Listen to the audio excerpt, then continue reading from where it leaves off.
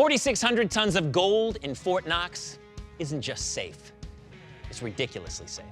The walls are 4 feet thick granite. There's an armed sentinel tower at every corner of the building, and its defenses are said to include virtual tripwires, landmines, and corridors that flood with water when an intruder is detected. But those claims are unconfirmed. There's a wealth of facts we don't know about Fort Knox, and a lot of what we do know is fool's gold.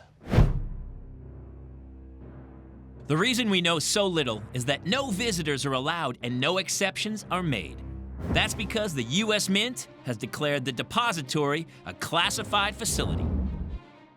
But even with all that secrecy, we think a few of the basics go like this. Fort Knox is built in 1936 in Depression-era Kentucky.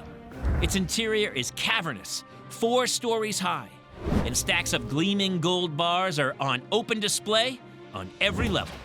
Each and every US dollar is the paper equivalent of a tiny portion of each bar. That's why security is so tight and secrecy is so important.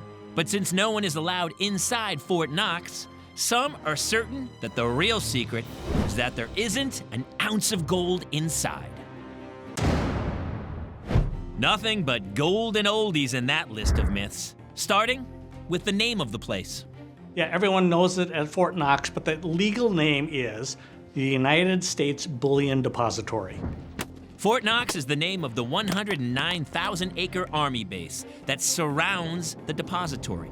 It's been there since 1918, 18 years before the depository was built, home to as many as 30,000 armed troops. Pretty good protection for $180 billion in gold. And this fortune looks especially dazzling in that huge open chamber, as seen in my favorite James Bond movie, Goldfinger. Sorry, 007. The interior that they show in the movie is totally made up. In reality, Fort Knox isn't anything close to that.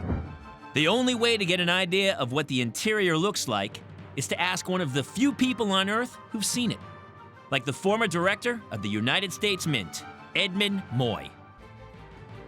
The first time I visited Fort Knox, it was just amazing. You walk up to this vault, and there is this huge vault door. That door is 21 inches thick, and it weighs 20 tons. And once you go inside that door, there are a number of mini vaults on the inside that are like small rooms, and there's a metal door in front of each one of the mini vaults.